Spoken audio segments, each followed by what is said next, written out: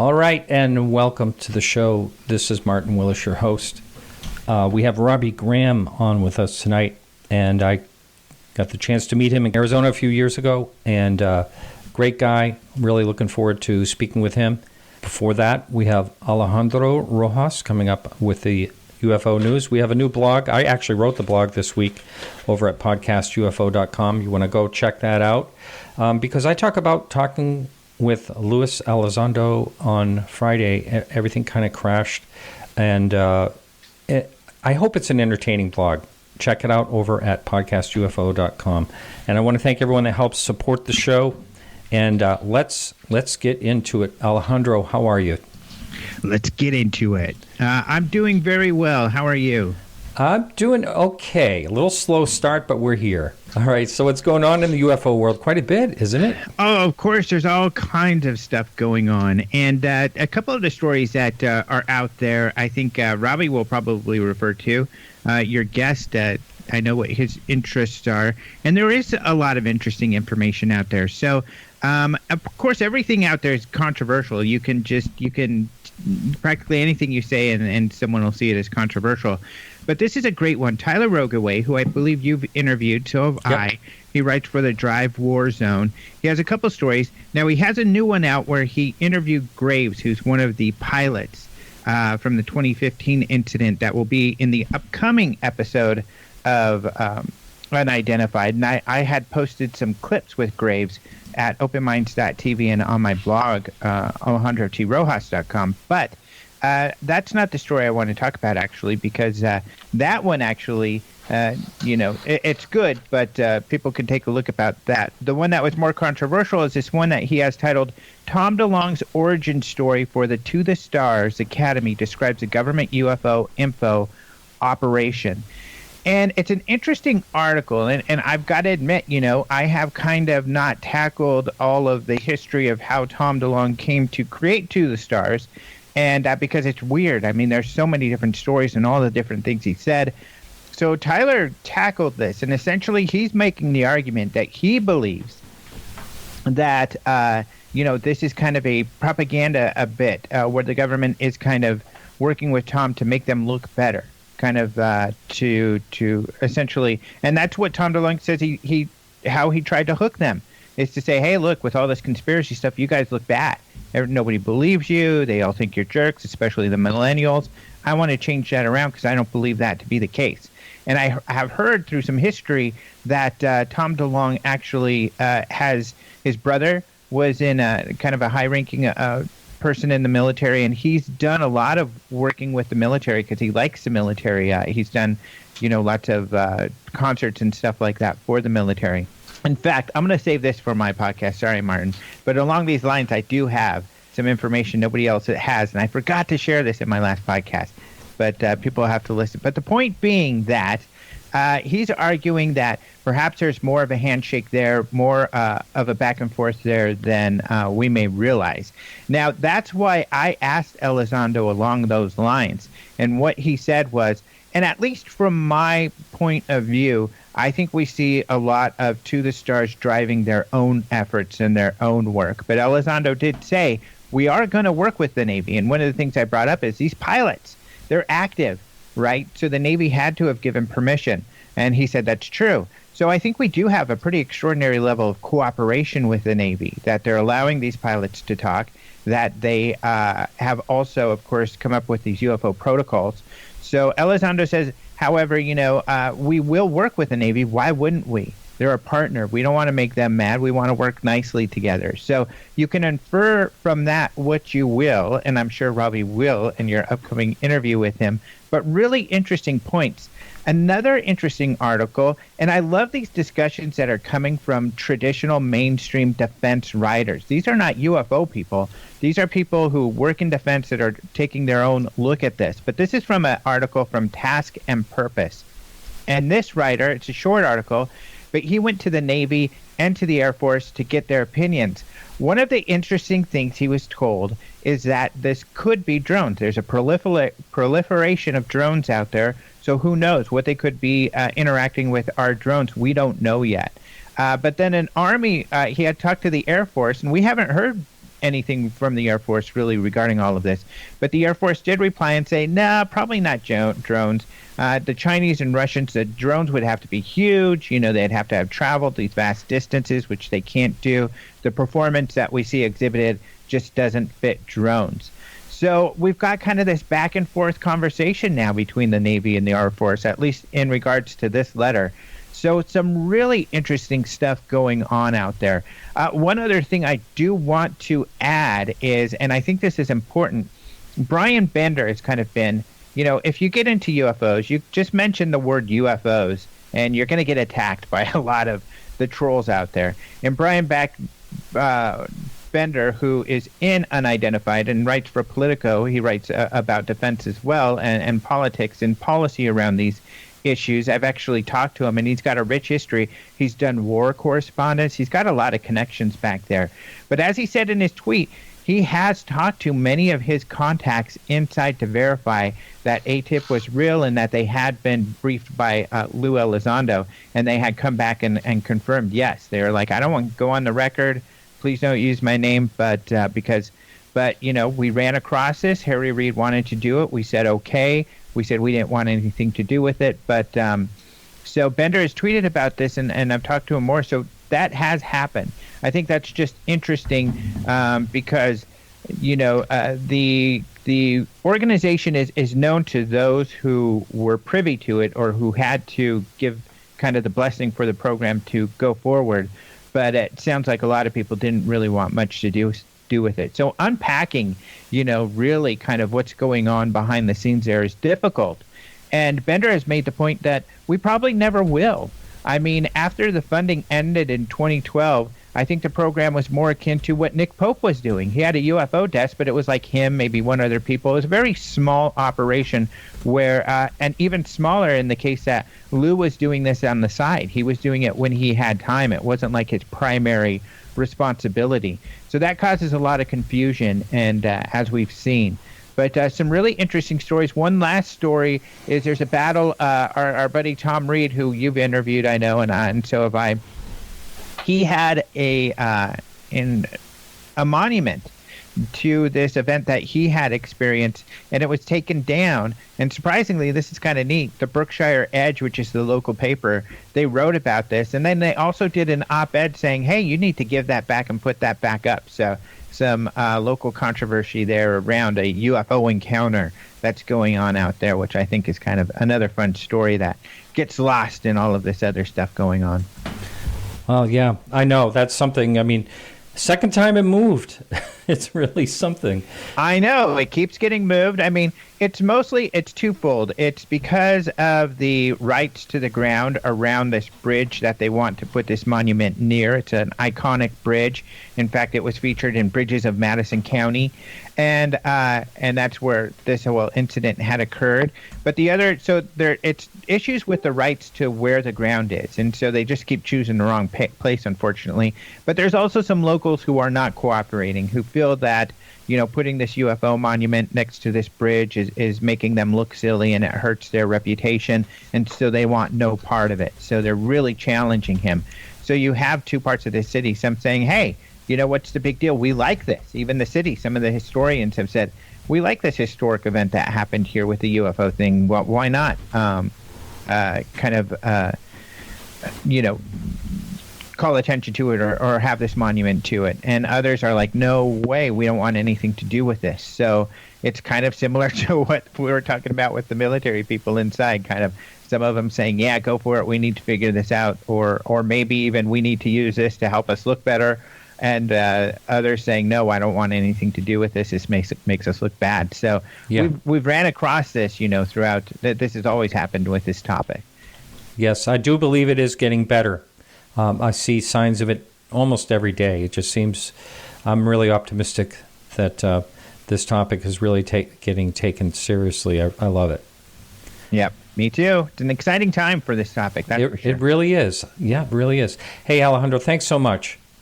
My pleasure. Thank you. All right. So I'll be talking to you next week. Talk to you soon. Always. And one last point is to check out the UFO Congress ufoclub.com. We've got a lot of great speakers being listed up there, and we have the proud honor, I think, of being the only U.S. UFO conference that brought Robbie Graham, and we're very proud of that. He was awesome. Oh, wow. Yes. Thanks, Alejandro. I'm honored. That was him behind the fourth wall, as they say. Anyway, thanks so much. Talk to you next week. Talk to you later. All right. Our guest, Robbie Graham, has lectured around the world on the UFO subject and has been interviewed for the BBC, Channel 4, Vice, and Vanity Fair, among others. His articles have appeared in numerous publications, including The Guardian, New Statesman, the Fortean Times. He studied film at the Universities of Staffordshire and Bristol, and is the author of Silver Screen Saucers. We're going to be talking about that. And also UFOs Reframing the Debate. That was out in 2017. Welcome to the show, Robbie. Thanks so much. Yeah, good to be with you. Yes, and you are in the UK, so you're staying up late, and I just wanted to say I do appreciate that. Oh, yeah, no, well, bed till pretty late anyway, so this is no trouble. Yeah, losing a little bit on Skype right there. Hopefully you got a good connection. Robbie, for the person that I basically said your brief background there, but for the what actually got you interested in this topic in general? My interest in it goes back to my childhood. I have always just been sort of naturally drawn to weird topics, and that was from an early age. But it wasn't until my mid-teens, probably 14 years of age, that I started to become quite obsessional about UFOs. It is the kind of subject that invites obsession, I think. And yeah, despite the fact that I hadn't had my own UFO experience to speak of, really, as I said, I've seen unidentified flying objects, a handful over the years, at a distance, things that could be literally, termed as unidentified flying objects, but nothing earth-shattering, nothing that would that would indicate anything of unearthly origin. But yeah, as I say, there was an incident in my childhood where one of my friends had a close encounter with an apparent UFO, and that really captured my imagination, and I think that fueled me. And then, really, by the age of sort of 14, the X-Files had started, and maybe that probably did feed into my imagination. And then I started to buy a lot of the UFO literature. And by my late teens, I'd read most of the core UFO literature, and I started attending a local UFO group, a Staffordshire UFO group, which is actually where Nick Redfern used to frequent as well, and so that's where I met Nick Redfern. And so I was just this, wide-eyed teenager, really, and not knowing really what to believe, but wanting to believe, and a very firm proponent of the extraterrestrial hypothesis. And yeah, so that was my early years in the UFO field. I didn't start to write about UFOs until my mid-20s. By the time I'd reached my early 20s, actually by the time I'd reached my late teens, in fact, I'd started to become obsessed with film, and sort of UFOs fell by the wayside, and I started to study film at college, and then university at undergraduate and postgraduate levels, and so the film sort of became my new obsession. But UFOs never really went away for me, and then in my mid-20s, I sort of made the conscious decision to merge my passions and to write about UFOs through the lens of Hollywood. Wow. Now, did you ever get any, backlash from this topic at anywhere along the line? A lot of people talk about that, but it's usually pretty good in the film business. I mean, it is something that seems to do pretty well some way, in different ways in the film business in general. So what was that like, starting something like that? Sorry, could you just repeat the question? Did I get any? Did you get any backlash? I mean, did you have any trouble because of the topic itself, basically? In terms of my writings on the subject? Or no, in terms of people accepting it, and like a movie company, or when you went to get funding, say for producing something, did did you have any issues with the topic? Basically, I guess that's a question. Oh no. To clarify, my background in film is theoretical, not practical. So I was a film studies student and then lecturer at college, and so my background in film studies is largely theoretical, and so I was writing about film in terms of film theory really and film history. I specialised in looking at Hollywood propaganda and looking at how the entertainment industry liaises with and has sort of formed a symbiotic relationship with the US intelligence community and defense establishment, and looking at the extent to which this relationship informs the content of UFO-themed movies and TV shows. Oh, and that's basically how the book, the Silver Screen Saucers, basically, is that kind of along the lines? Mm-hmm. That's right. So I started to write on the subject for 14 Times magazine, and I wrote a sort of a string of articles looking at the history of Hollywood's depictions of extraterrestrial visitation, of the UFO phenomenon, and the extent to which Hollywood has engaged with UFO lore throughout the decades, and the extent to which those Hollywood depictions, have actually informed our own perceptions and expectations of the phenomenon itself.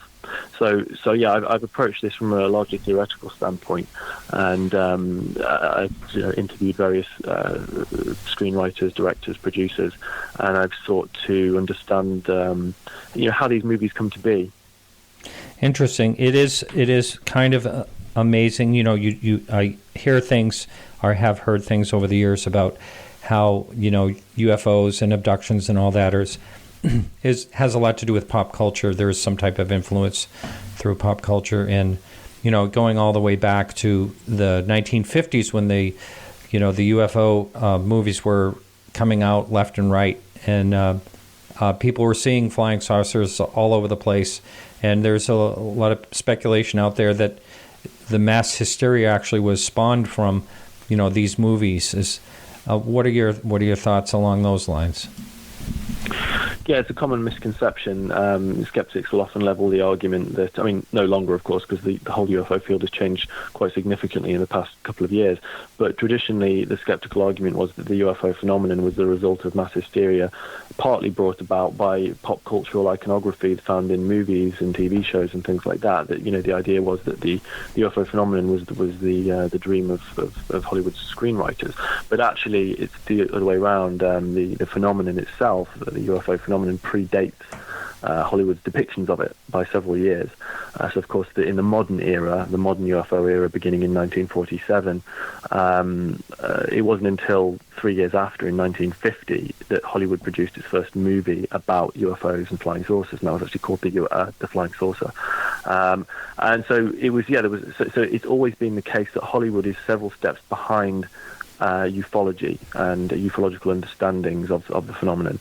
And what Hollywood does, what it has traditionally done, is screenwriters, creative people within the industry, they look to the UFO subject, they look to ufology and UFO research for creative inspiration.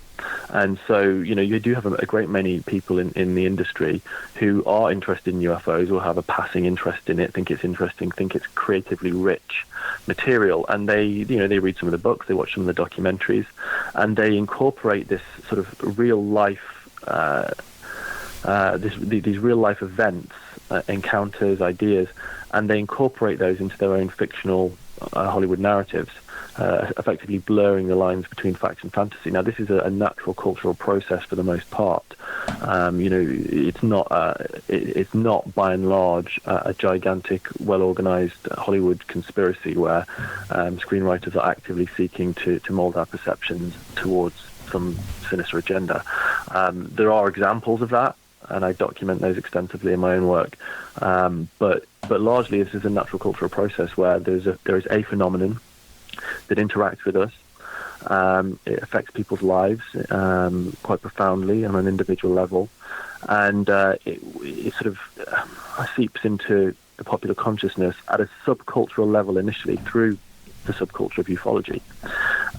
But then, as I say, you get people from outside of the field, screenwriters and things like that, who decide to sort of tap into this rich lore, this rich vein of mythology that goes back 70 years or more.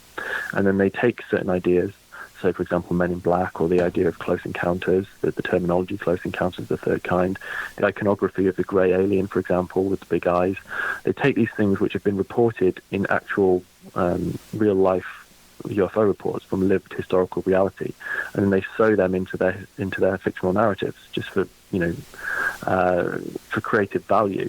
But the result is that the phenomenon itself, which does seem to have it is rooted in an ontological reality. For anyone not well versed in the UFO literature, their only understanding of the phenomenon comes through the lens of Hollywood, and so the boundaries between fact and fantasy are constantly being blurred. Wow, this is really fascinating. I didn't know this is actually the route that you went down with this book. Because they're actually feeding off of things that really happen. Now, I do know that Close Encounters of the Third Kind was very much in that way because of Steven Spielberg. I've just heard that through different people that have been on this show, that that's what inspired him, and that's a really good example of using what people are talking about and creating a movie around it. Yeah, I mean, of course, Spielberg's the most famous sort of example of a Hollywood filmmaker, popularizing UFO mythology. Spielberg grew up reading the literature. He was completely obsessed, and in his teens, he made a film when he was 16 years old. In fact, he made a feature-length film, 16mm film called Firelight, which is about UFO visitation. And actually, that was the blueprint for Close Encounters of the Third Kind, which he made over a decade later. And so Spielberg's always been fascinated by it, and he's Close Encounters of the Third Kind is quite a ufologically authentic movie. Of course, it's a fantasy, but there are many aspects of that movie, many aspects of the Close Encounters that occur in that movie, which have been taken directly from real-life reports. And of course, the chief consultant on the movie was J. Allen Hynek himself, who makes a cameo in the latter scenes of the movie. So this is a film that absolutely sprung from ufology and owed entirely to ufology and the UFO phenomenon itself.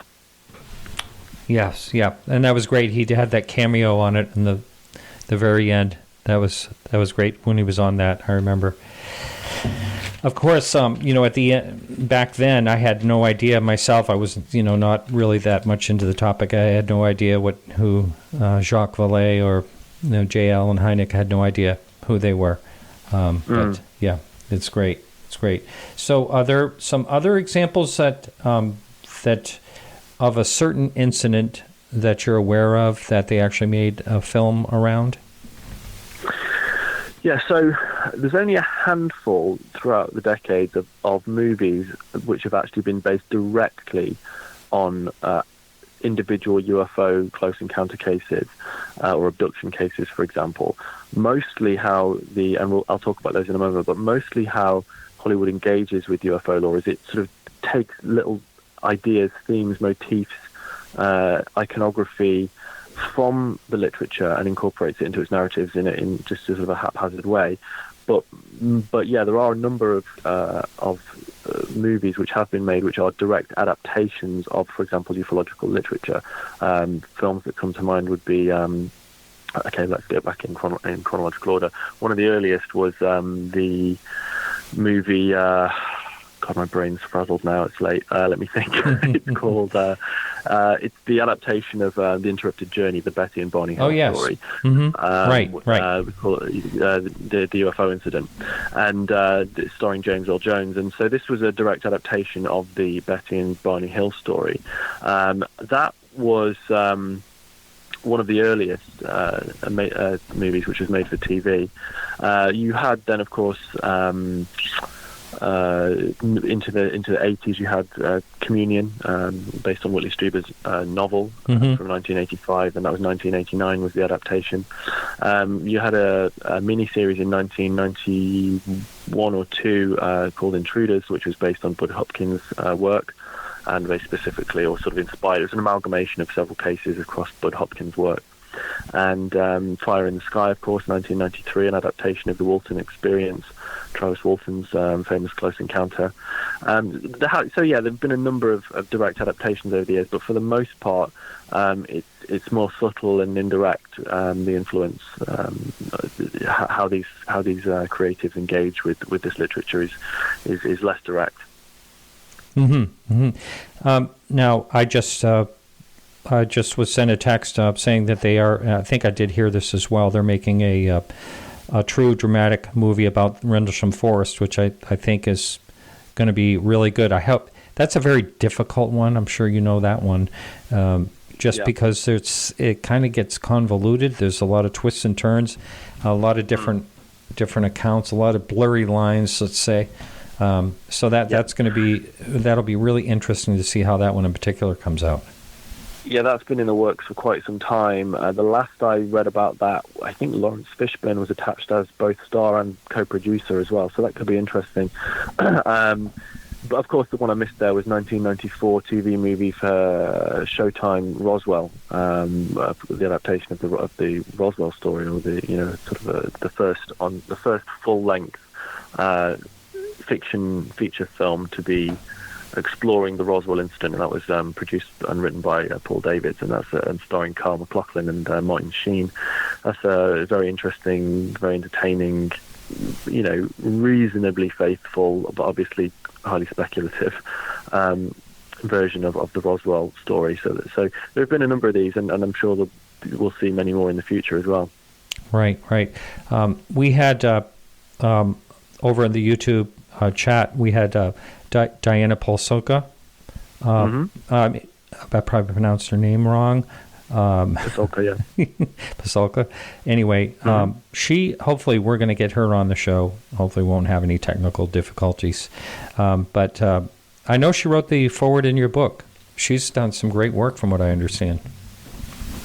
Yeah, she wrote the foreword for UFOs Reframing the Debate, and I've known Diana for a few years. We met in California at the Esalen Institute, and we were sort of part of the symposium there, delivering presentations on UFOs, and so that was had the privilege of spending some time with Diana and Jacques Ballet and a few other people. So that was fascinating experience for me.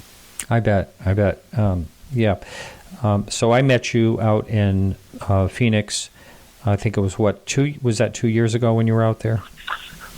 It was 2018. It was October of last year, actually. Oh, no, that's not. No, I met you at the UFO Congress in February. February, sorry, I got that wrong. February, that's right. Yeah, February last year. Yeah. So, and I think I was behind the scenes helping in the back, so I didn't get to catch your talk too well because I was just paying attention to all the technical work back there, which right now I don't seem to be doing too well with technical work. It's not going my way here, but I got to get my engineer back helping me on Tuesday nights. As far as I think, wasn't Paul Davids there as well at that time? I didn't see him. Not as okay. Far as He was. aware, no, It was the year before then. Yeah, he's really a character. He's a great guy. And yeah, I interviewed Paul for my for Silver Screen Sources. He sort of gave me the whole inside scoop on, well, not inside scoop, but the whole inside story on how that movie came to be and how it's produced, and sort of the interesting sort of anecdotes from the production of that movie involving real men in black, and they were worried they were being snooped on by intelligence agencies. So that was very interesting. Yeah, that's great. And so, all right, getting over to your other book, Reframing the Debate, can you explain kind of what that encompasses? So reframing the debate, UFOs reframing the debate. This as I think I said to you early on, I'm not sure if we picked it up or if we were cut off at that point. But as many people can appreciate, the extraterrestrial hypothesis for UFOs is a very appealing one, and it makes sense on a lot of levels when you look at the phenomenon. I think at a fairly superficial level, but as the years went by, beginning of probably around 2012, 2013, I started to challenge myself and be challenged by other people. I started to surround myself with more progressive, iconoclastic thinkers who really pushed me out of my comfort zone and got me to question my own assumptions about UFO origins and the nature of this bizarre phenomenon. And like I said, I've been involved in this. I'm 38 years old now, and I've been completely obsessed with it since I was 14, and interested in it for longer than that, going back to my early childhood. So, when you're that wrapped up in a particular subject, especially a subject like UFOs, which has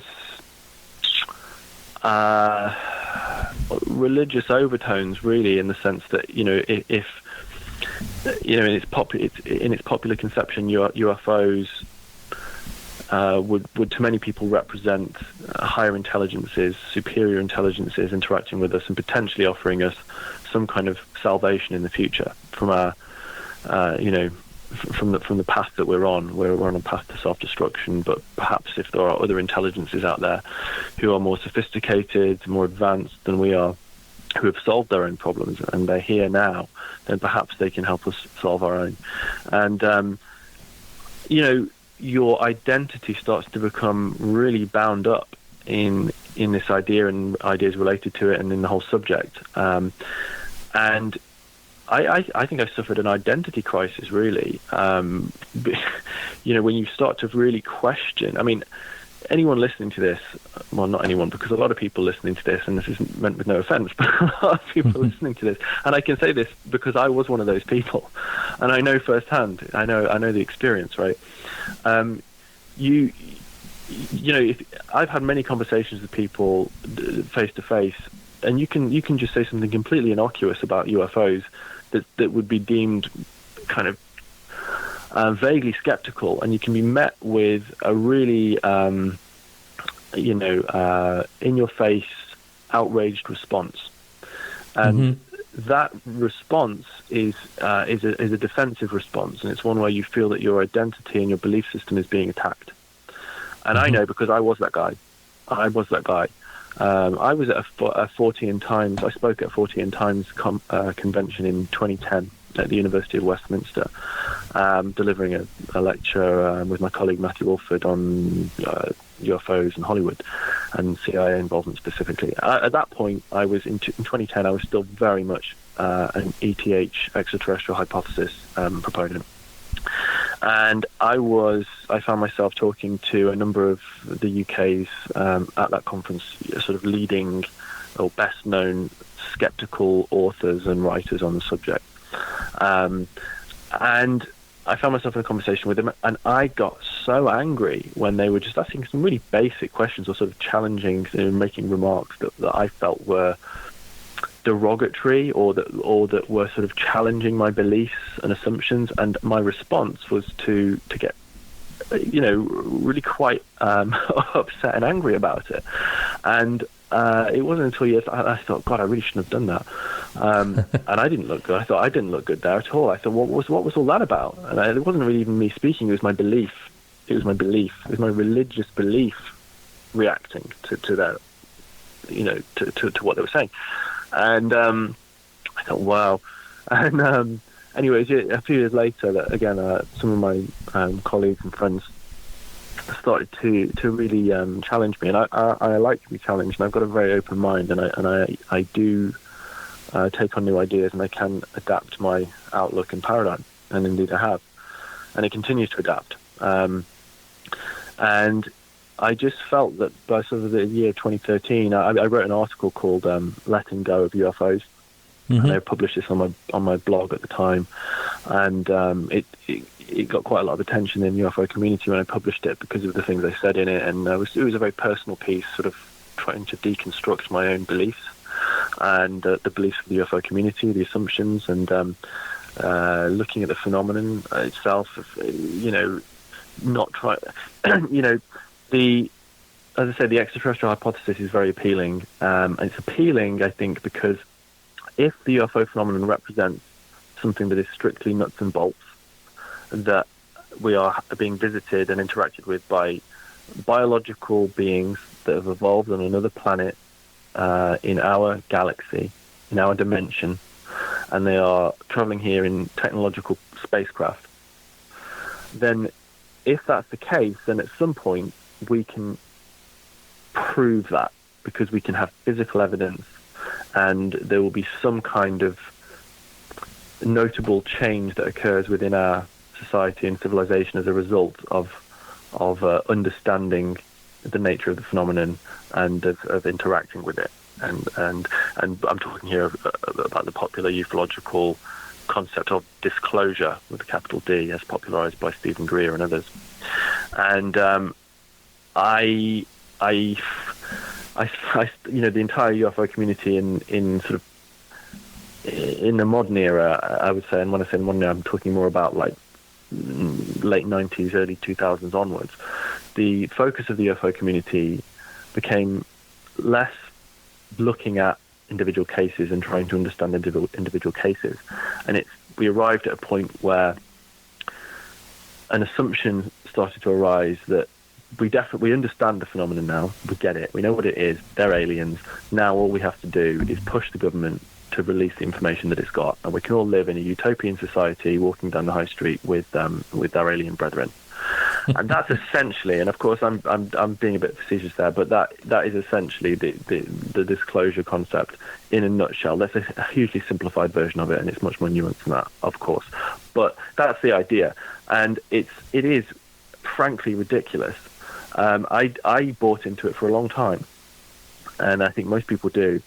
But I think if you stay in the subject for long enough and you are brutally honest with yourself, then it's very hard to cling to the notion of disclosure and even to cling to the idea that we're dealing with a purely physical, technological phenomenon.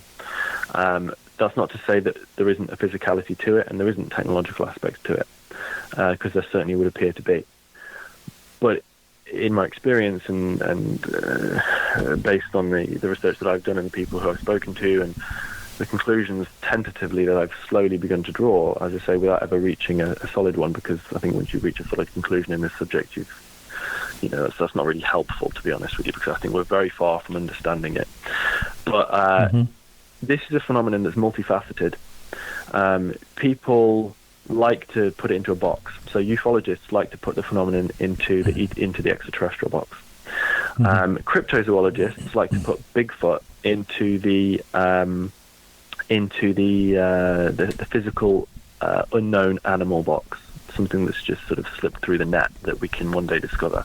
Cryptozoologists do not like the idea, well, I say some do, but most don't, in my experience, like the idea that Bigfoot, for example, or other bizarre cryptids could be actually something far weirder than just unknown animals. They could be potentially interdimensional or extraterrestrial or paranormal. And paranormal researchers don't like overlapping cases with UFOs and where UFOs and poltergeists and Bigfoot overlap. Yet there are countless cases where paranormal phenomena, including UFOs, overlap, and we're dealing with a multifaceted phenomenon. And the phenomenon, as it's called and referred to by those in the know, not the UFO phenomenon, not UAPs, not UFOs, but simply the phenomenon, it can manifest in many different ways, and it has many different faces, and can be interpreted in many different ways across time and culture, as it has been. This is an age-old phenomenon. This didn't begin in 1947. It goes back thousands of years. And so it's far more complicated, I believe, than simply beings visiting us from another planet and taking samples and abducting us, etc., etc. It's far, far more bizarre, I think, than most people on the planet can even conceptualize. Wow. And so I think we are very far from understanding it. That's not to say we shouldn't pursue it, because I think it's profoundly important. But I think that we should be in terms of disclosure. I realize I'm ranting now, but I'm on a roll, so I'm going to keep going. You feel free to interrupt me if you... Well, actually, we were ready to go on break here. Okay, let's So- stop there. All right, but I will get right back into this because I have a lot of questions to actually what you just spoke about. So this is Martin Willis. My guest is Robbie Graham, and hang in there. We'll be right back right after these messages. All right, welcome back. This is Martin Willis. My guest is Robbie Graham, and right before break, we were talking about the phenomenon in general, putting things into boxes. I do want to address that in a little while here. We'll be taking calls, and I'll give out that number in just a minute. Actually, I think we got one already coming in, so might as well take it now. All right, here we go. Caller, welcome to the show. Hello, Hi, your first name, where are you calling from? my name is Dave Altman. Oh, it's Dave. Hey, Dave, how are you? Dave, you saved Good, me. how you doing? Good. Thank you for saving me in the chat room over there. I see it's still active, which is pretty amazing. The YouTube stream not working. I've been posting the link for the show and posting links for Robbie stuff and Diana's stuff. So people are still active there, you know. That's great. I appreciate it. Do you have a question for Robbie? Yeah. Robbie, you have so many amazing researchers, that contributed to reframing the debate, like, Greg Bishop and Red Pill and all the others. I was just wondering, how you went by choosing who you would like to submit the essays, and if there were any people that you really wanted that maybe weren't available at the time. Yeah, thanks. Good question. So I wanted to just, I knew this was going to be an edited volume. I knew that this was going to be beyond my capabilities to write this book. It went beyond the scope of my knowledge. And so, but I knew that this was, I wanted to explore different aspects of the phenomenon that sort of were sidelined in popular ufology. And so I looked into the field, and I'd already got a lot. I already knew most of the people, had connections with most of them, some not. And I just threw the net out, and I wanted to get people who would actually challenge me. This book was about challenging me as much as it was challenging any readers. And so I didn't even agree with all of the contentions of some of the authors of the book. And I thought that was the point, because I think it's good to be challenged. I think it's good to disagree sometimes, Mm-hmm. to have a debate. And so to have your assumptions and beliefs challenged, so people like Greg Bishop, as you say. I mean, Greg's essay in the book is fantastic, and he's actually right now doing a full-length book based on that essay, which is looking at the idea of co-creation, the co-creation hypothesis, wherein an exotic unknown stimulus, for example, beyond essentially regular human comprehension, does interact with us. It manifests, and we can only understand it and see it, or perceive it rather, according to limited human perceptual apparatus. And so therefore that stimulus, whatever it is, can appear to different people in different ways and take on different forms. And so Greg looks at this idea of this co-creation hypothesis, and looks at the idea that we need to actually more fully understand human consciousness and cognition before we can understand anything else. If we don't understand the processes of our own brains, which we barely do, then we can't really hope to understand anything else out there that might be interacting with us.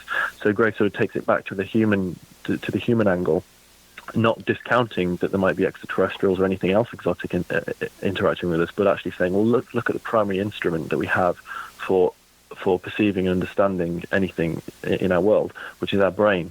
And so Greg's, as I say, he's doing a full-length book on that right now.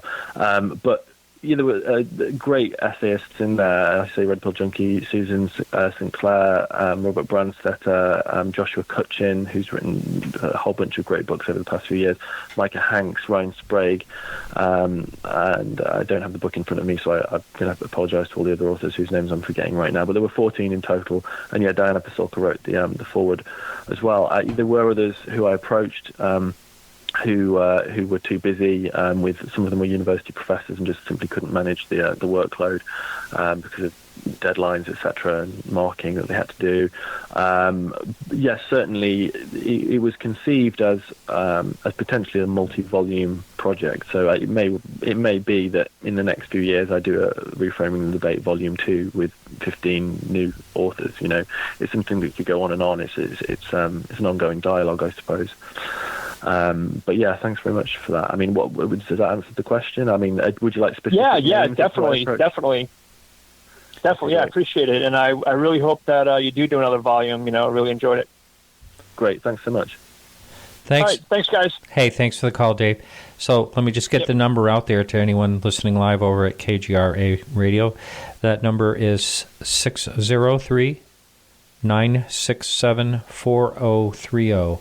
And if you have a question for our guest, feel free to give a call. And what basically happens is I would take the call in and just wait for me to introduce you.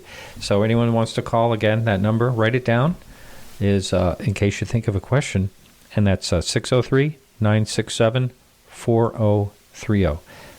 You know, getting back to what you were talking about in the belief system, or the belief of what people are thinking that they're seeing, or that's kind of and I understand, you're saying this is across, the different through cryptozoology, and UFOs, any paranormal, the phenomena. But, then it just brings me back to the nuts and bolts of what people see. I mean, I personally had, and, I personally had what I don't know if it was a ghost, but it was something weird happened to me. And it really happened. I really experienced it. It's not like it could have happened, or I thought it could have happened. This thing, when it happened to me, it really did happen. And but I've never, what I'm getting at is I've never pointed the finger at saying, that was definitely a ghost, or but it made things happen that people more like poltergeists than ghosts. But then there's also the situation where I saw an object above my head, the UFO encounter that I had. And when you actually see something physical, you can even talk about it in, when I talk about nuts and bolts, like David Fravor during the Nimitz encounter, actually seeing this tic-tac and other people witnessing it too. Eyewitnesses seeing these things. Yeah. How does that all fit into like a belief system when you're actually seeing something physical? Very good question. There's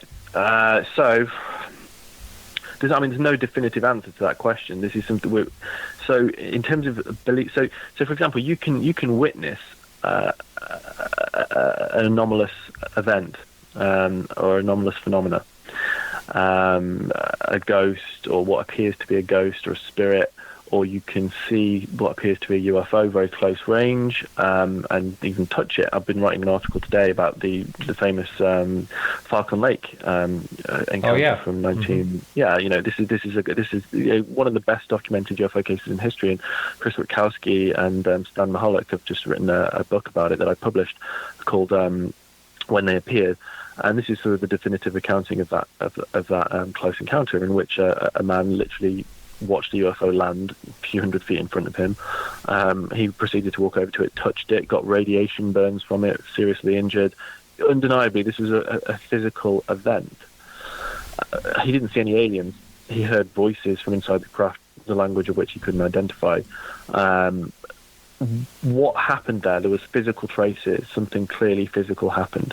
And yet, and there are many thousands of these kinds of cases documented in the UFO literature, very credible, some more credible than others, of course.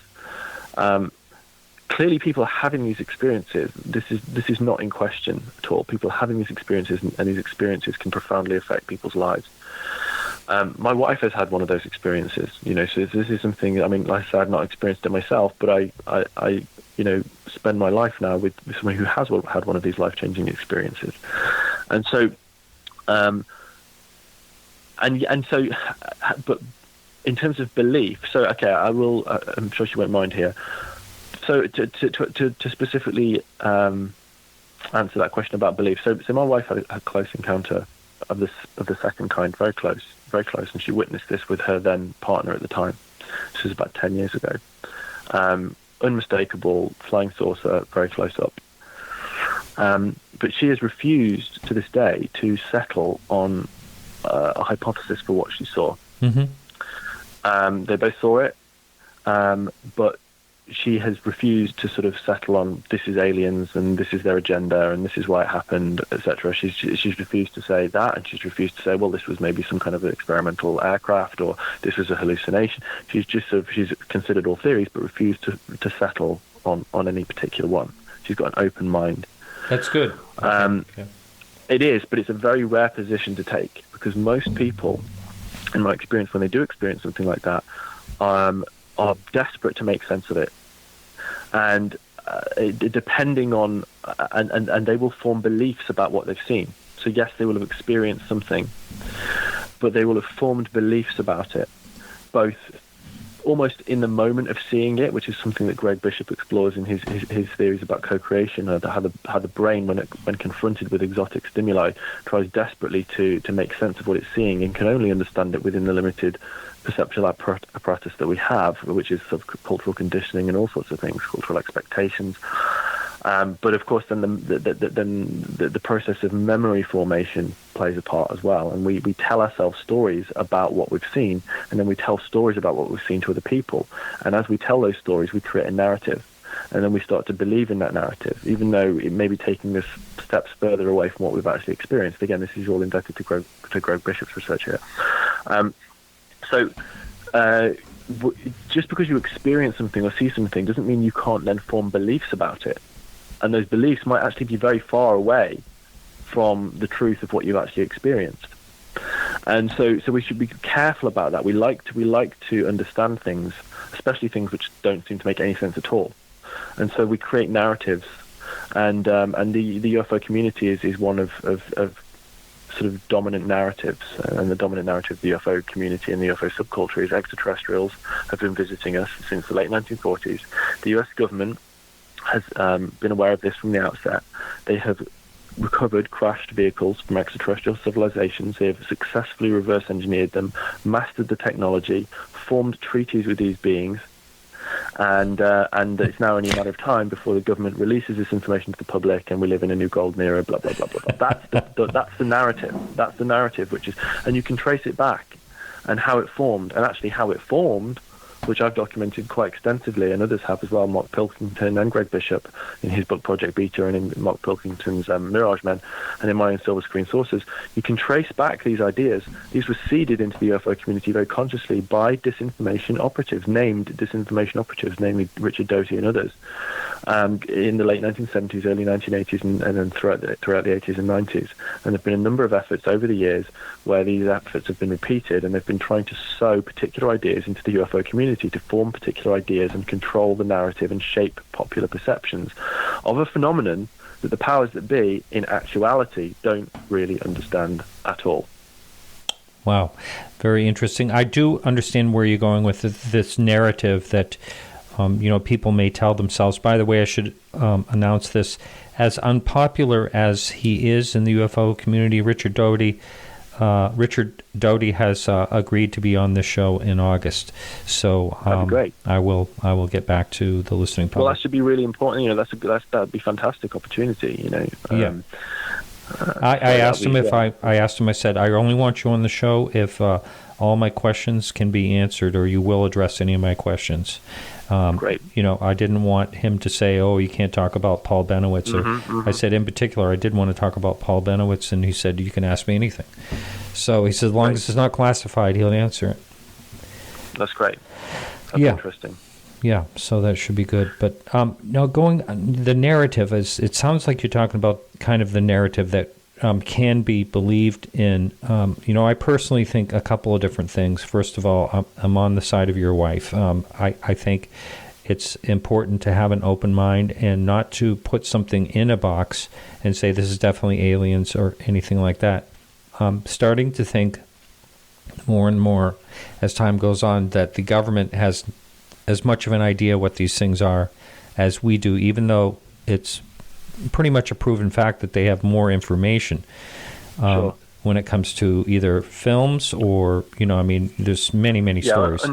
Go ahead. Yeah, undoubtedly, undoubtedly, that the powers that be, shall we say, would have, they'd have poured great amount of funds into researching this subject over many decades, and will have drawn certain conclusions about it, or attempted to draw certain conclusions. And yes, they will have far more information at their disposal than do most of us, but that does not mean that they have understood the phenomenon or cracked it, or unlocked it. We forget that we are an incredibly primitive civilization. We are, the dominant trend in our civilization globally is war, and has been for centuries, millennia. Yeah. We still haven't really even progressed out of that. One of the biggest industries in America is defense, is war. Yeah. And in the UK, and in a number of Western countries, but particularly America. Particularly, yes. So we are very primitive. People are murdered en masse every day around the world. Thousands and thousands and tens of thousands of people murdered every day all around the world, or wars waged over petty thing like religion. I mean, it's pathetic. It's absolutely, we are not very far along that evolutionary scale at this point. I agree. I've had these conversations actually with my son. He's a pretty deep thinker, and he's the one. He said the last time we were talking about this type of thing, he said humans are just primitive. And he said, but it comes to, we're monkeys with machine guns. We're just smart enough to kill each other. That's Sadly, we are, but we're also incredibly egotistical, and we like to think that we are the pinnacle of intelligence in the universe. Very, very, very far from it. And so we don't even we don't understand our own abilities as sort of biological entities either. We don't understand fully, or even we've only begun to scratch the surface of psi phenomena, of the capabilities of our own brains. We've got a long way to go. And so to think that we could have, after just 70 years in the modern era of studying this phenomenon in a serious, organised way behind the scenes, to think that we will have cracked this is laughable. Is frankly laughable. Based on, and I say that based on the grassroots reports, based on what people actually report about this phenomenon, because the nature of these encounters that people are reporting are so bizarre. But clearly people are experiencing these things. Some people are lying, some people are fantasists, etc. But I'm talking about a great many of these cases are very credible, or shall we say, from very credible people who clearly are telling the truth, or the truth as they perceive it. And so there is a phenomenon, but it seems to be so bizarre in many cases, almost theatrical. It's playing with us. It's a trickster intelligence in many ways, and it seems to manifest in all sorts of ways. And there is a strong paranormal dimension to it. And these things, they can just appear, disappear. They seem to be absurd, absolutely absurd in many cases, especially if you do your historical research and look at many of the cases throughout the 50s, 60s, 70s, especially from South America and Europe. People reporting, regularly close encounters with entities in close proximity to these UFOs, shall we say, flying saucers, craft. But the nature and variety of these entities just would defy logic in the context of the extraterrestrial hypothesis. We would have to be being visited, if we were to take many of these reports at face value, we would have to be being visited at any one time by dozens or hundreds of extraterrestrial intelligences all at the same time, all over. And why would they, if they're so advanced, and presumably they're several thousand years more advanced than we are, if they're getting here and we're not able to get there, if they're that advanced, why are they needing to sort of land their craft in full view of people and take soil samples? We can analyze Mars from a different planet. We're on a different planet, and we can analyze the surface of Mars and do and take a lot of scientific readings of great value without even having to set foot on Mars. Just from satellites and probes and all sorts of things. And we're very primitive. Imagine what an alien civilization could do. They wouldn't have to show themselves at all. They wouldn't have to show themselves at all, ever. Yeah, that is a puzzling. That is a total puzzle. I'm sorry to interrupt you. But that is, I want to focus on that just a little bit because you're right. There's no reason they have to have lights, for one Nope. thing. Nope. And it's almost like they want to be seen if that's what it theatrical. is. It's almost like a show, and it's almost like trying to prompt responses from us. And these are the lines of inquiry that people like Jacques Vallée and John Keel had been going down as early as the late 1960s. So this isn't a new idea, but I do think that it's an idea that needs greater attention, and it has fallen by the wayside, unfortunately, because the extraterrestrial hypothesis and the idea of disclosure is far sexier and far easier to wrap your head around. Right. As far as now, this is sorry, I just Go wanted ahead. to sorry to interrupt mine. I just wanted to clarify as well. Just by entertaining this hypothesis of maybe sort of some interdimensional tricks of intelligence or whatever, which obviously is hugely problematic, because we're trying to solve the UFO enigma by proposing something which seems even crazier, and I get that, and I've experienced that. It doesn't sort of really make much sense, but it does have value, it does have merit, and I think, but just to entertain that hypothesis as I do doesn't mean that I discount the extraterrestrial hypothesis. It doesn't mean that I don't believe that people are not experiencing actual, profound encounters with beings and technological or apparently technological craft, and so because people are, or they seem to be, but I think that again the nature of UFOs is strange, because there are sightings of, okay,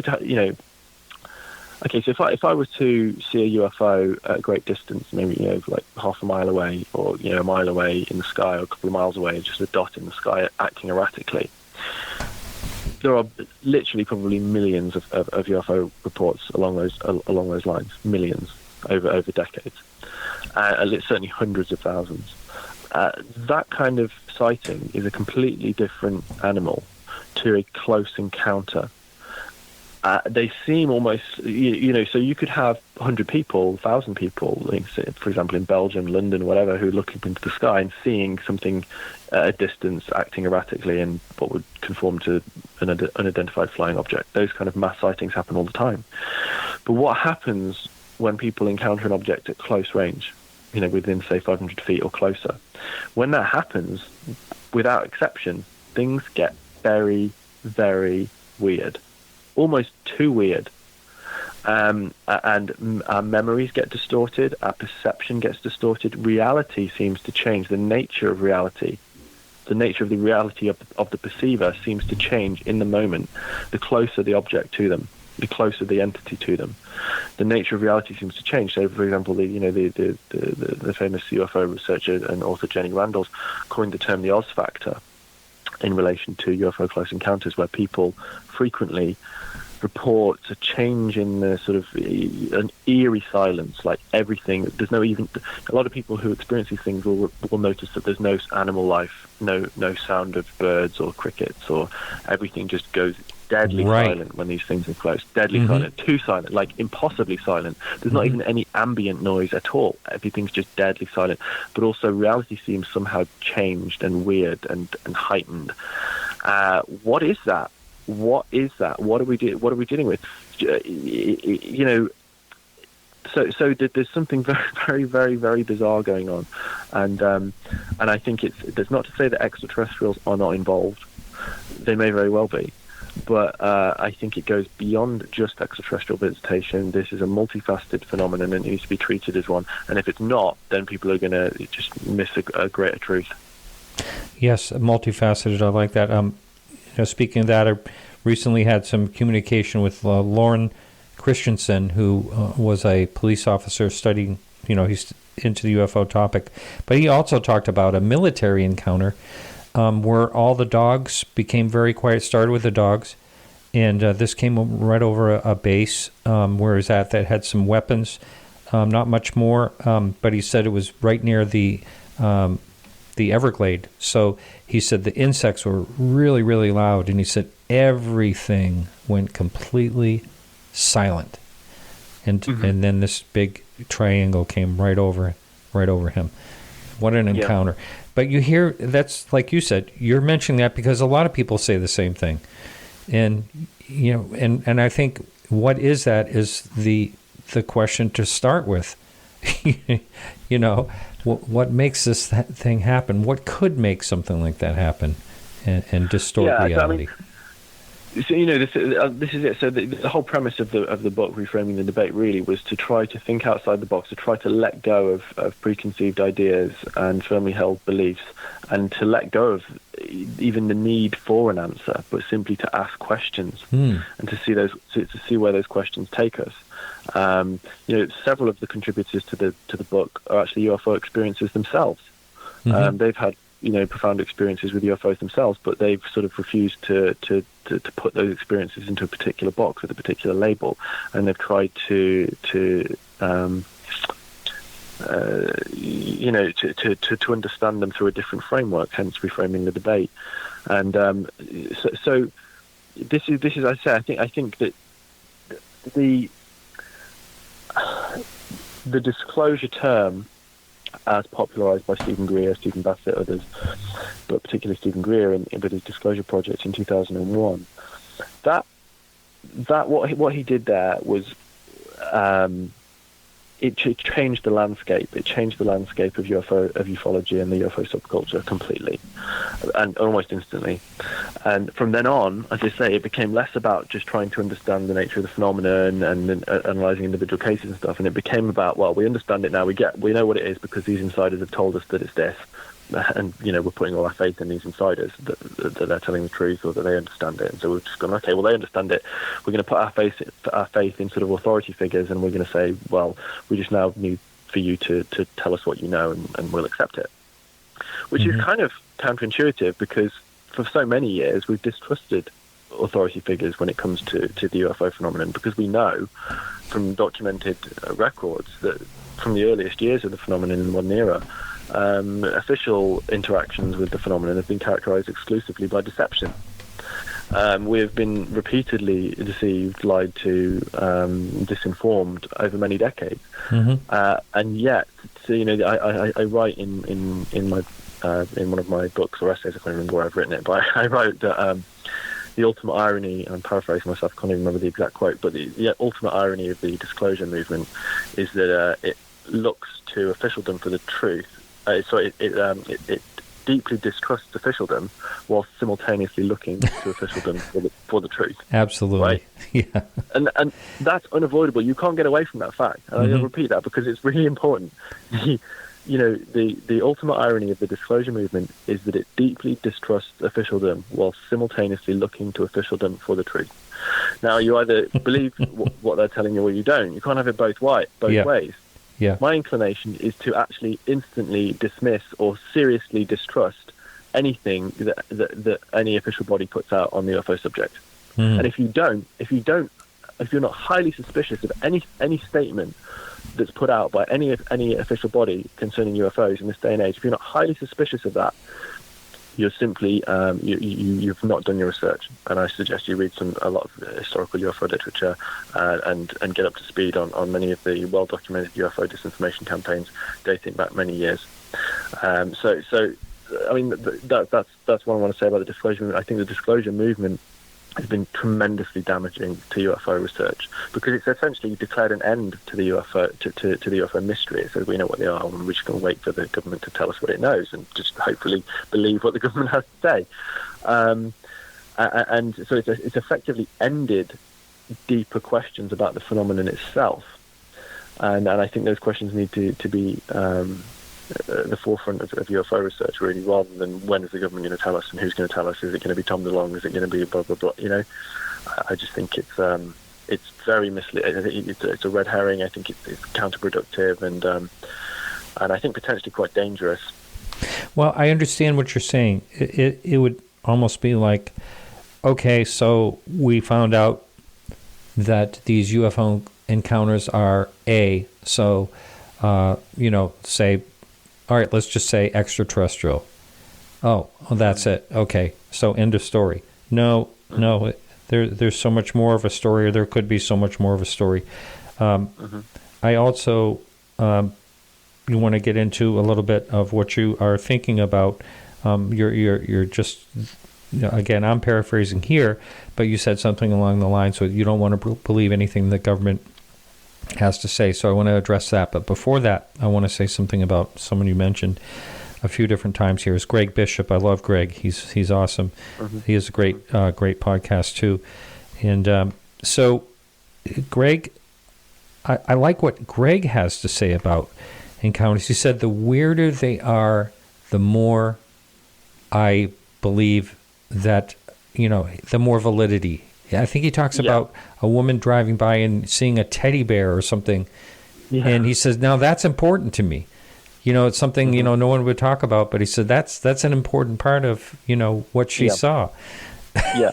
So. Yeah, you'll find that in a great many close encounter cases where people have experienced these things close up, either beings or craft or both, there are aspects to those encounters which are utterly absurd, like and outside of the accepted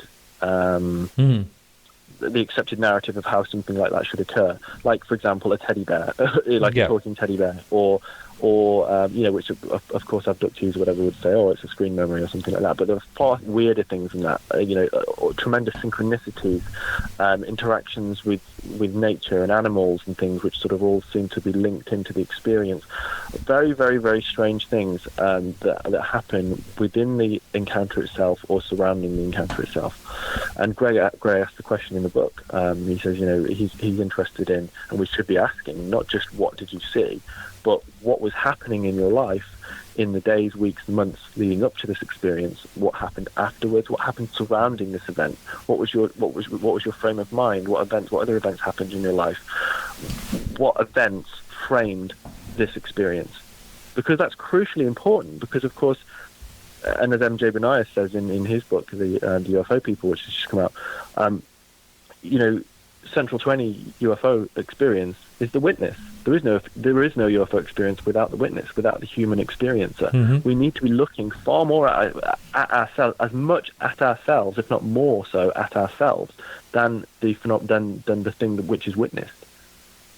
Really? Yeah, that's true. We take ourselves out of the equation, and this is again something I say in the book. We make the mistake of taking ourselves as witnesses. As a human instrument, we take ourselves out of the equation, and we just think, oh well, it's something that's we conceive the phenomenon, conceive of it as an external thing that is happening to us. But actually, it may be far more interactive than that, far more participatory, far more something that there is an element of co-creation there. Of course, there is, because we and as theoretical science is now showing, that we actually create our own realities.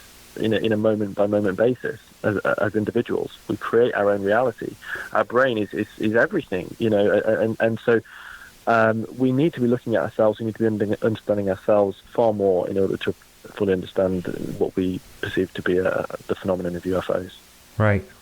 I want to remind people over at KGRA Radio that the phone line's open, and that number is 603-967-4030. I love the story. I'm not sure if you heard about or ever read this story about this Polish gentleman in a small village, and he told this story about how he was, I think he was in his wagon or something going across the field, and this craft came over. Are you familiar with that one? I love that one. Yeah, it's actually recounted in the book in Reframing the Debate. Is it really? Robert Branstad talks about it, and as an example of one of these really high strange cases which don't seem to make any sense at all. And yet there are many cases like that, many cases where absolutely absurd things happen. Yeah. Comical, absurd things happen in these cases, with strange contraptions, beings saying strange things, appearing in strange ways. It just far beyond. I mean, far stranger than just aliens. It just doesn't make any sense on any level at all. And it seems theatrical. It seems like it's playing with us. And so it may be that our reality, it may be that reality is far, far stranger than any of us have ever conceived. That's right. And so, I think we are oversimplifying the phenomenon in order to try and make sense of it, in order to feel more comfortable about it. And so, just to go back to what I was saying about, I think how the disclosure movement and the disclosure term, God, it's used endlessly. The term disclosure. When is disclosure going to happen? Disclosure. Everyone talks about disclosure and have been constantly since 2001. And it's hugely damaging because it misdirects people. The government, the people, the secret keepers, shall we say, people who have an interest in this behind the scenes in positions of authority and power, they don't talk about disclosure. This is not something that's ever been something they're not thinking, oh, when are we going to disclose? When are we? It's never been about. We need to replace the term disclosure with perception management. It's only ever been about managing popular perceptions of this phenomenon and of officialdom's relationship to the phenomenon. So, the government is. So let's just use the catch-all term of the government. It's not particularly fitting, but let's use it because it's easier. So the government, in terms of their interactions with the public on this issue, it's only ever been about perception management, about managing how the general public perceives both the phenomenon and specifically officialdom's historical relationship to the phenomenon. They're trying to manage and mold popular perceptions of that. They're not concerned with disclosing anything because they don't understand the phenomenon themselves. And it would be so problematic to disclose anything like that. Now, people will say, oh, well, we're seeing disclosure now. We're seeing disclosure now with all of the Pentagon and DeLong stuff. No, we're not. We're seeing more perception management. We're seeing more perception management. Now, granted, they've gone further than they've ever done before up to this point in what they're doing here. But make no mistake, our perceptions are being molded, manipulated, and I see what is happening now. Absolutely fascinating, but I'm more concerned about it than excited. All right, so this is where I wanted to get back to. You're considering it perception management. What would be the purpose of saying the government taking this by the horns and doing this perception management? What would be their advantage? It's not so much an advantage as a necessity. We have abundant documentation and reports to show that for whatever reason, as I said before, this is an age-old phenomenon. It's manifested in many different ways across different eras, different cultures, as Jack Vallée has shown in his research. But in the modern era, it seemed to explode into the popular consciousness in around 1947. Of course, you had Foo Fighters before that in the Second World War. But the flying discs, the term flying saucer was coined in 1947, and it became part of the popular consciousness. Now, the public became very, very interested in at this point throughout the 1950s. And around that time, the CIA decided, according to their own official declassified documentation through the Robertson panel and things like that, they decided that they would undertake an effort to debunk and demystify UFOs in the popular consciousness through media channels. So the effort was to try to make people disbelieve in UFOs and think it was all a load of hokum. Now, I contend that the CIA and other agencies fairly quickly realized that their strategy of debunk and demystify was not going to work, because they could not. You can't realistically convince the world that a phenomenon does not exist when the phenomenon itself continues to manifest itself spectacularly around the world and is seen by people from all walks of life and all professions and all standings in society. If the phenomenon itself continues to manifest all over the world with impunity, then you're going to struggle to convince the world that it doesn't exist. But what you can do, and this is what they realized, what you can do is you can manage how people perceive the phenomenon. Okay? And you can do that quite effectively through media channels and through all sorts of efforts by sort of steering the narrative within the UFO subculture, which emanates out into popular culture, and you can then do it directly through popular culture, through media, through news media, entertainment media, etc. And you can manage how people perceive the phenomenon, and you can manage how people perceive the government's historical relationship to the phenomenon. And that's what they've been doing ever since the early 1950s, is trying to manage, constantly, desperately try to manage how people perceive this phenomenon, which is not going anywhere. And they need to manage people's perceptions of it, because they themselves don't really fully understand what they're dealing with either. Mm-hmm.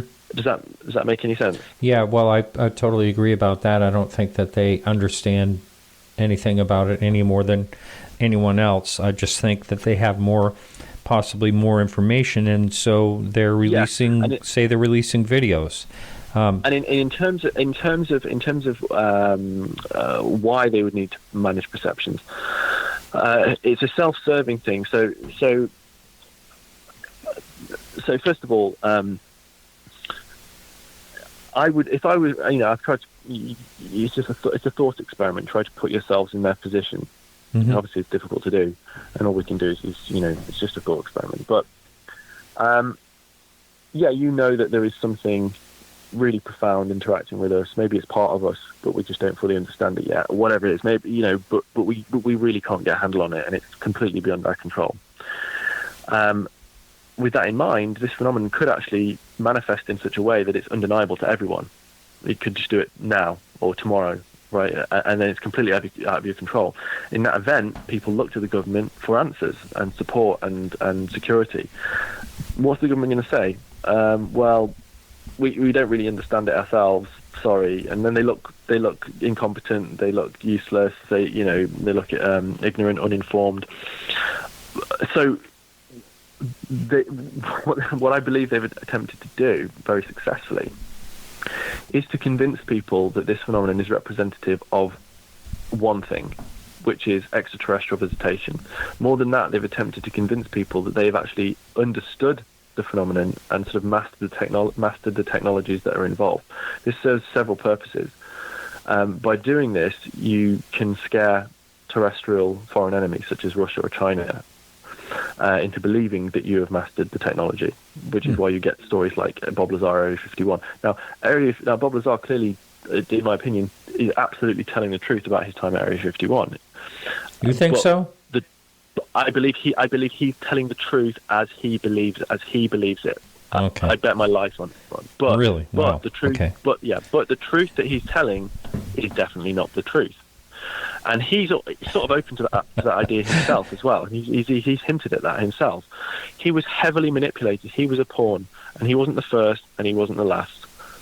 And the most recent one is a former pop punk singer. You're talking about Blink, Mr. Mm-hmm. Tom DeLonge. Yeah. Yeah. So you think clearly. Okay. No question about it. So you think so? Tom DeLonge he starts out at a Skunkworks party or something like that. Talks to someone, gets a little further, a little deeper in, and you think this was all orchestrated, more or less? Not necessarily. So, this is high. I don't like to. Well, I'll tell you what. You can't really talk about ufology without speculating. But I think it's really important to clarify what is speculation and what is not. And here we're into highly speculative territory. Mm-hmm. And so I don't have definitive answers on any of this. All I have is are theories based on very well documented historical cases and timelines. And this is just an outgrowth of sort of 4 decades of history. So we can make some logical assumptions based on historical research, and this fits into it perfectly, seamlessly. So DeLonge, yeah, I think. See, I'm not sure I'm even ready at this point, Martin, to venture specific speculations along these lines, because I would actually like to do more detailed research into it and publish it in the form of several articles or something along those lines in the very near future. And I'm in the process of doing that right now. I don't want to add further to the wild speculation, but I think it's fair to say, very fair to say, and actually I would go as far as to say idiotic for anyone who believes otherwise, that the narrative we're being presented with here by To the Stars and Tom DeLonge and the former and Luis Elizondo and the people at the Pentagon, is not as it seems. If people are taking this at face value, I mean, you can't possibly take this at face value. This is a project, To the Stars is a project which is almost entirely constructed by intelligence, career intelligence people. And anyone who's spent a lifetime in the intelligence community, you don't really ever leave. You're always part of that, and you're always kind of on call. If people need to call on you, that's kind of how it works. My speculation, and I stress speculation at this point, is that yes, Tom DeLonge, obviously very interested in UFOs for a very long time, and he took it upon himself through his own initiative to look into this subject and to try to make some headway behind the scenes. And because of who he was, and he had celebrities carry some cachet, he managed to make certain connections. Mm-hmm.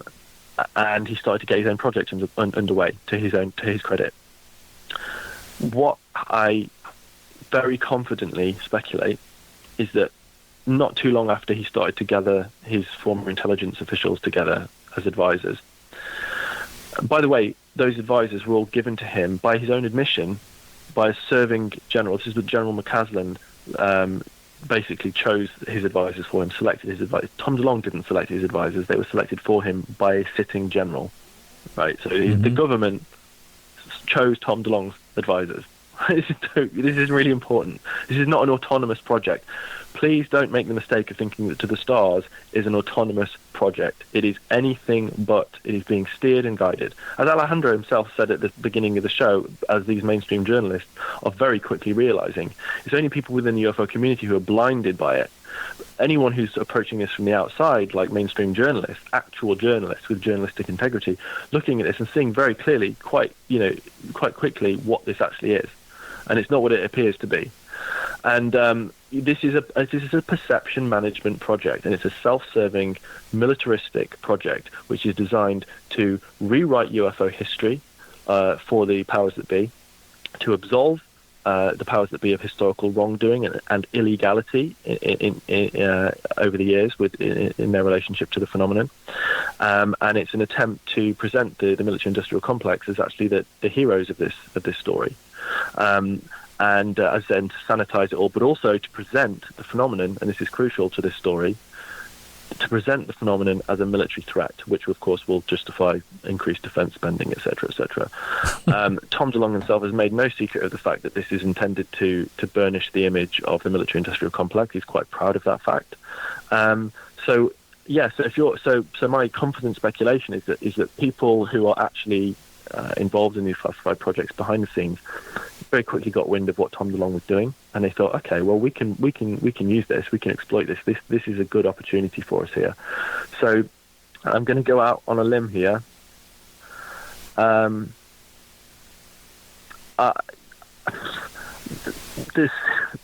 If Luis Elizondo is not still on the payroll of the U.S. government, I would be deeply shocked. I asked him that question, actually. I directly asked him. And of course he's not going to. Of course he's going to say no. Of course he's going to say no. He just started laughing and said, "Well, I'd like to be getting the money for it then." Yeah. I'm sorry. There's simply no way he's not on the payroll of the U.S. government. I believe that the story that they've constructed there is, he's like, oh, he quit his job and stuff like that. I think that they've said to him, well, look, what we want to do is we want, in order to control or to steer DeLonge's efforts here and take control of them essentially and use them for a self-serving purpose, what they need to do is they need to have a man on the inside. So they get Elizondo. This is speculation. I can't prove this at all. This is speculation. I want to be very clear about that.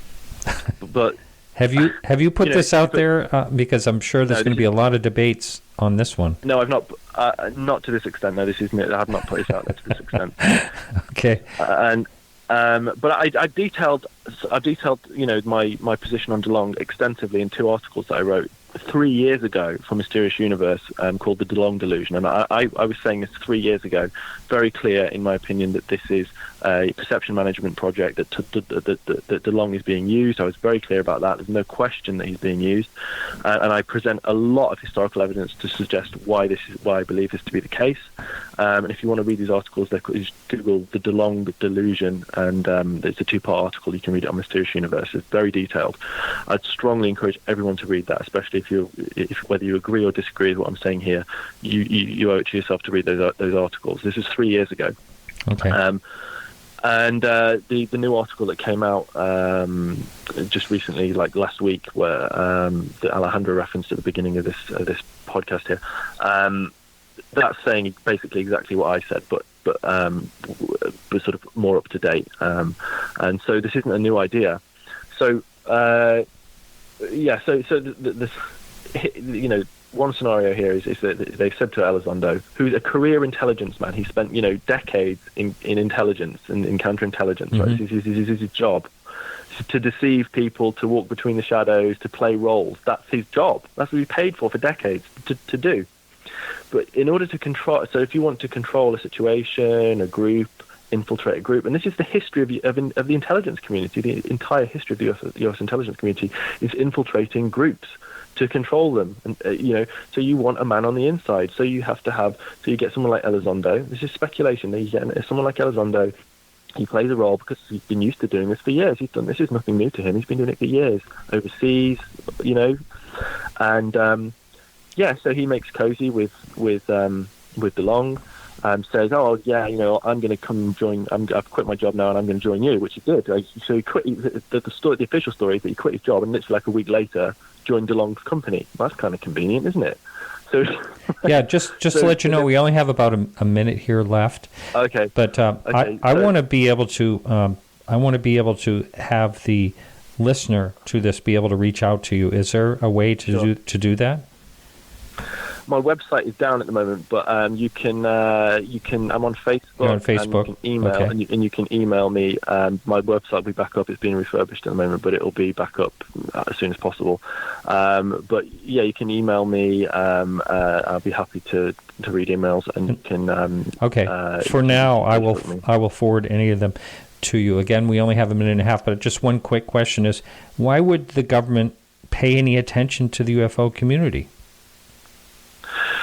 Great question.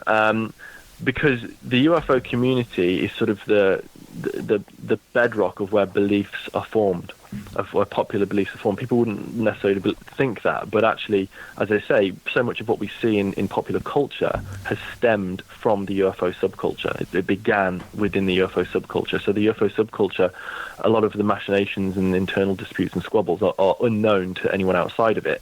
But some of that stuff, some of the iconography and core themes and ideas, they filter out into popular culture and shape popular belief. So if you want to shape popular belief, then it can't hurt to actually sort of have some influence over where those beliefs are rooted. Excellent. We have to go, I'm sorry to say. Robbie, thanks so much. It's an interesting discussion. Thank you. Thanks so much. All right, and get to sleep. It's real late for you there. All right, thanks again. You take care now. I'll talk to you soon. Bye-bye. All right, bye. All right, everyone, so that's it for our show. Thank you so much for listening. Next week, we'll have another British accent. We have Jay Matthews. He's going to be on the show in the middle of the night over there as well. So thanks for everyone that helps out with the show, and thanks to each and every listener. And remember to keep your eyes to the sky.